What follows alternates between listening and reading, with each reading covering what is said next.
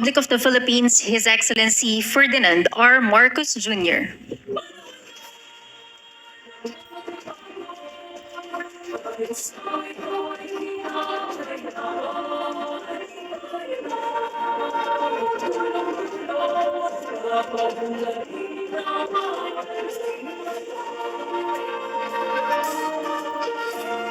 We may now be seated. Good morning, everyone. We are gathered here today for the ceremonial signing of the joint circular on the establishment of child development centers by the local government units. To formally begin our program, may we request Education Secretary Juan Edgardo Angara to deliver his opening remarks.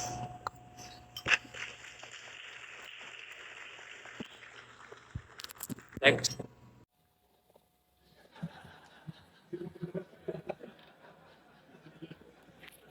Sorry po. Good morning, Mr. President, Executive Secretary Bersamin, members of the Cabinet, to our esteemed legislators and local chief executives, fellow workers in the government. Magandang umaga po, Mr. President. Thank you for your leadership. Today we have the signing of a circular to build close to 300 new ECCD or child daycare centers. At alam namin ito'y isa lang sa maraming aksyon na inyong inutos. A few months ago, you ordered us to all the agencies involved in feeding to improve the implementation of our programs. So that is underway. And certainly this is a big step. Nagpapasalamat po kami sa inyo, Mr. President, for your leadership and your swift action on this, of course, with the assistance of DBM Secretary Mina, and we will also expect help from the ILG Secretary John Vic and our local governments. And syempre sa ating mga legislators dahil meron ho tayong, Mr. President, bagong Early Years Act which will be on your table for your signatures soon. So things are looking up and we're very optimistic with your leadership. It's a true bayanihan effort for our children. Thank you for leading the nation, leading our children. Maraming salamat, Mr. President. Thank you. Thank you. Thank you,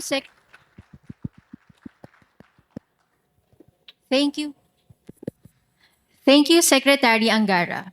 May we request everyone to direct your attention to the screens for the audiovisual presentation on the Child Development Centers by the LGUs. Taong 1990 nang maisabatas ang Republic Act 6972 na nagtatakda sa pagkakaroon ng daycare centers sa bawat barangay sa buong bansa. Pero, higit 3 dekada na ang nakalipas, hindi pa ito lubusang naipatutupad. Ayon kasi sa datos mula 2nd Congressional Commission on Education o EDCOM-2 na nagsasagawa ng komprehensibong pagsusuri sa sektor ng edukasyon sa Pilipinas, maraming mga barangay pa ang walang Child Development Center o CDC sa buong bansa. Higit 300 dito ay mula sa mga low-income LGUs na hindi sapat ang resources o kakayahan para makapagpatayo ng mga CDC. Dahil dito, sa isang pagpupulong, inirekomenda ng komisyon kay Pangulong Ferdinand Bongbong R. Marcos Jr. ang paglaan ng pondo para tulungan ang mga low-income LGU na magkaroon ng access sa early development initiatives. Ang panukala ay agad namang inaprubahan ng Pangulo.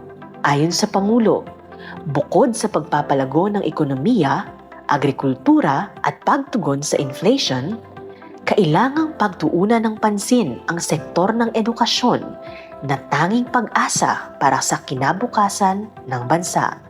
Our system of education must be strategically calibrated to make sure that our youth are not only taught to become literate, but it has also consciously developed them into problem solvers and into critical thinkers, hungry for success, ready for the future.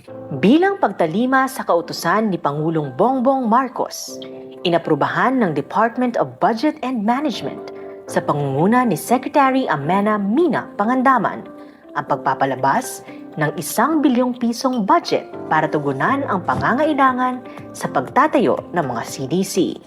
Noong nagbigay po sa atin ng direktiba ang ating Pangulong Bongbong Marcos na pondohan ang programang ito, umaksyon po tayo agad.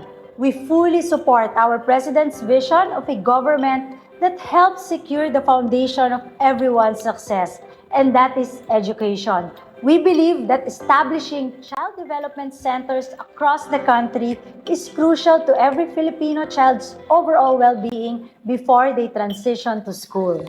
Para naman kay Department of Education Secretary Juan Edgardo Sonny Angara, isa itong mahalagang hakbang na kaakibat ang makapangyarihang mensahe, walang bata ang mapag-iiwanan kahit sa pinakamalalayong lugar sa bansa. Investing in early childhood is another promise of Bagong Pilipinas coming to life. Malinaw ang bisyon ng ating Pangulong Bongbong Marcos, malayo dapat ang nararating ng aruga ng gobyerno. Through child development centers, our children will have the support and structure that they need even before they enter our classrooms. Sa bisa ng Joint Circular o kasunduan sa pagitan ng Pbbm at DepEd, inaatasan nito ang pagpapatupad ng mga local government unit ng multi-purpose building projects na gagamitin para sa child development centers. Sa paglulunsad ng programa, 328 barangay na kabilang sa mga low-income LGUs.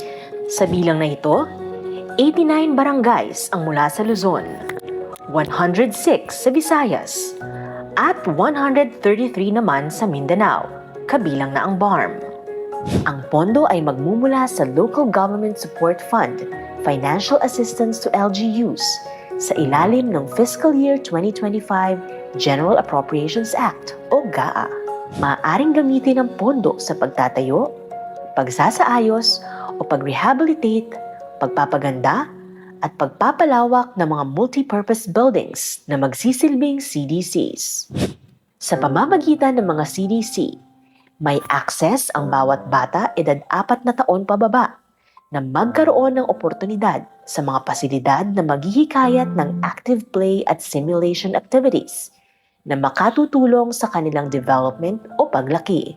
Alinsunod rin ito sa layunin ng EDCOM 2 na tugunan ang itinuturing na pundasyon ng sistema ng edukasyon, ang early childhood education, nutrisyon, at early grade numeracy at literacy.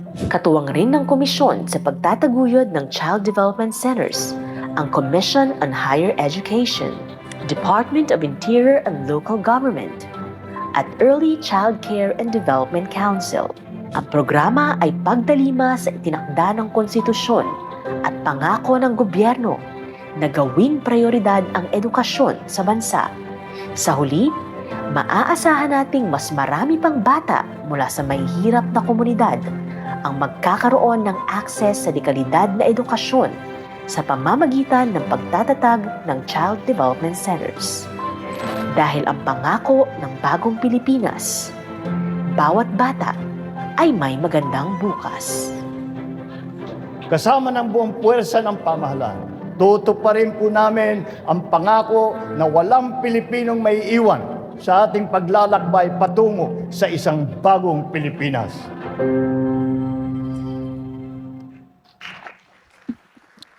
At this point, may we call on Education Secretary Juan Edgardo Angara and Budget and Management Secretary Amena Pangandaman to lead the signing of joint circular on the establishment of child development centers by the local government units.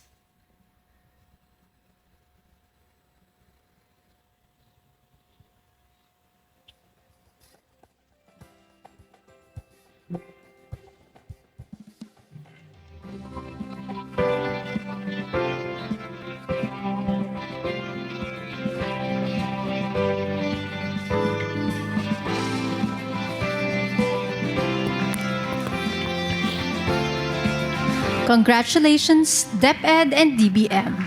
May we now invite the President to grant a photo opportunity with our signatories.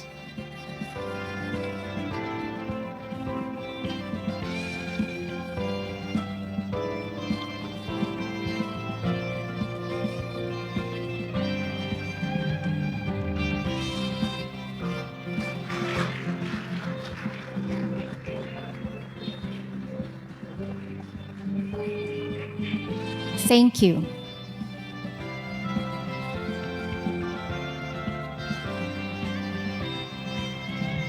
At this point, may we now call on retired Chief Justice and Executive Secretary Lucas Bersamin to introduce our keynote speaker.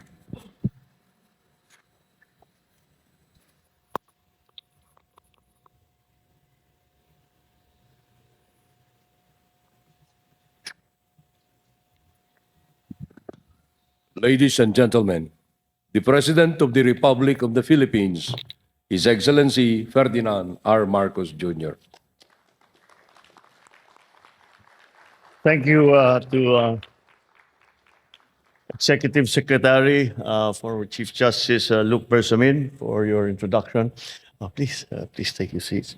The Education Secretary, our Education Secretary, Sani Angara, Interior and Local Government Secretary, John Vic Remulla, Budget and Management Secretary, Mina Pangandaman, the legislative arm of this whole effort, led by Senator Sherwin Gatchalian, Senator Coco Pimentel, Representative Roman Romulo, Representative Jude Asidre, and the Union of Local Authorities of the Philippines, Governor Dakila Carlo Chua, Dax Chua, local chief executives of the different cities and municipalities of the Philippines, fellow workers in government, distinguished guests, ladies and gentlemen, good morning. At the outset, I will ask your understanding for being a little bit late coming up.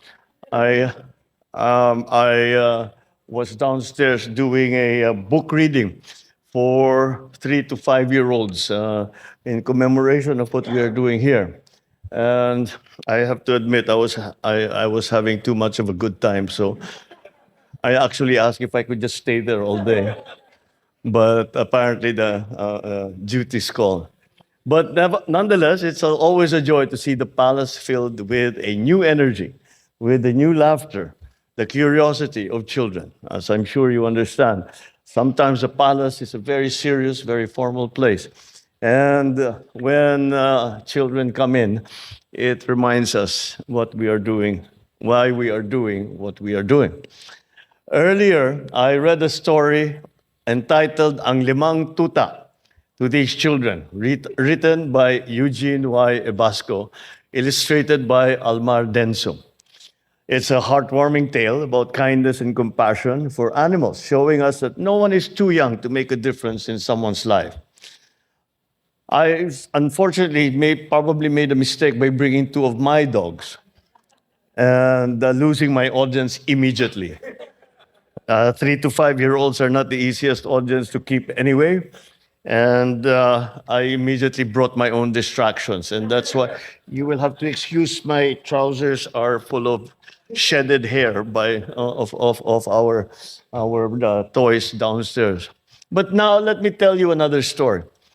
Sometime in the 1860s, a small boy sat by candlelight with his mother learning to read Spanish. That boy was not paying attention to his lesson, and the mother decided to read the boy a fable, translating it from Spanish to Tagalog. It was about a young and an old moth, and the young moth's fascination with a flame. The moral of the mother's story was to listen to one's elders. But the young boy learned a far more poignant one, that the light was the most beautiful thing in creation, and that sacrificing one's life for it was worthwhile. That boy grew up to become our national hero, Dr. Jose Rizal. He inspired our nation to fight for its freedom.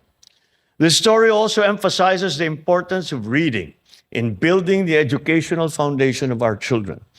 Reading to children improves their language, develops their cognitive skills, and allows them to appreciate learning. According to various studies, early high-quality education supports children's physical, and emotional development, which they need for school readiness.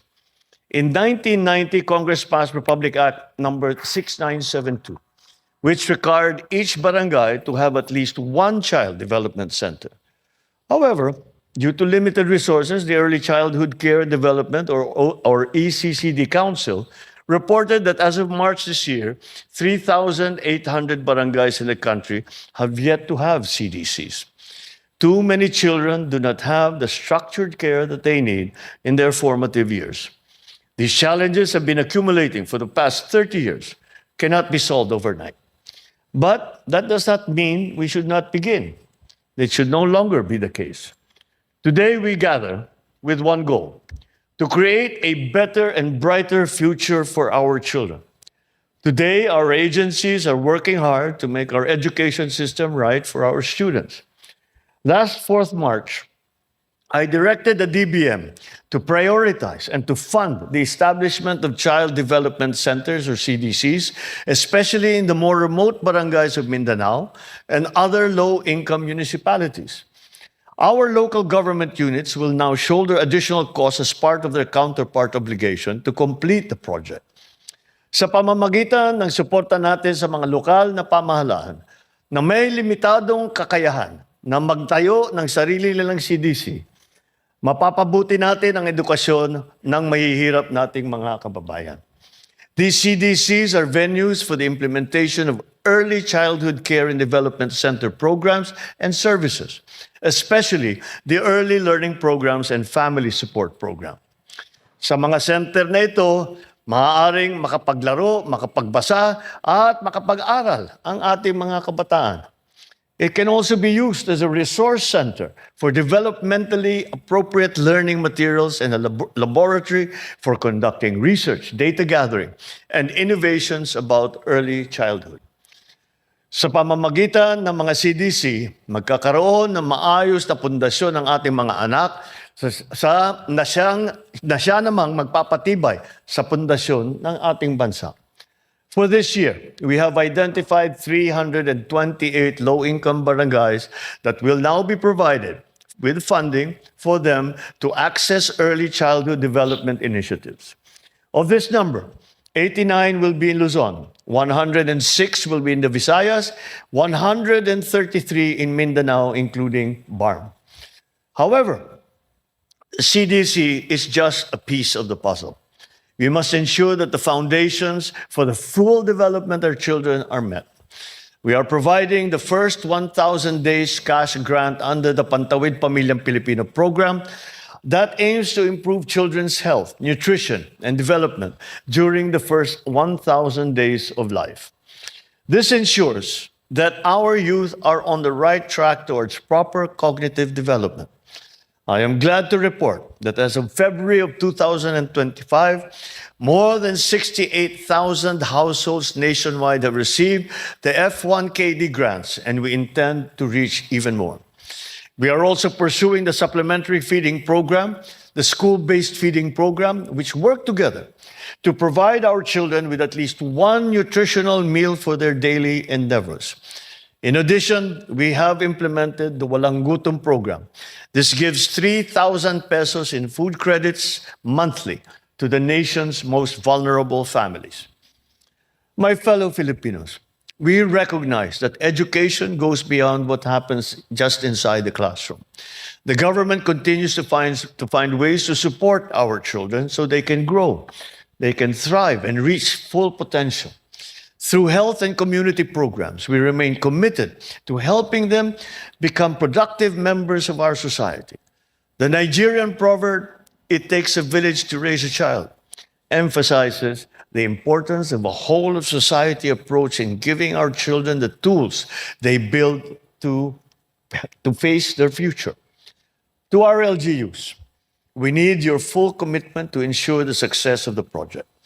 You must provide our childhood development teachers and workers with the support and resources that they need, while encouraging our community members to take an active role in the CDCs. To every official and worker who believes in the power of this endeavor, I am confident that your work here will positively impact our children, our families, and then our communities. To our parents, especially those who have young children, take the time to read stories to your children. It is time well invested.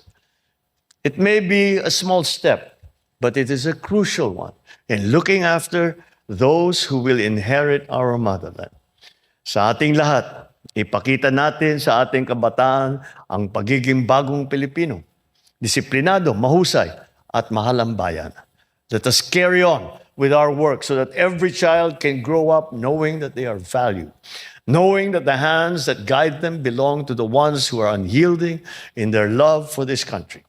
Maraming salamat po at mabuhay ang bagong Pilipinas. Thank you, Mr. President.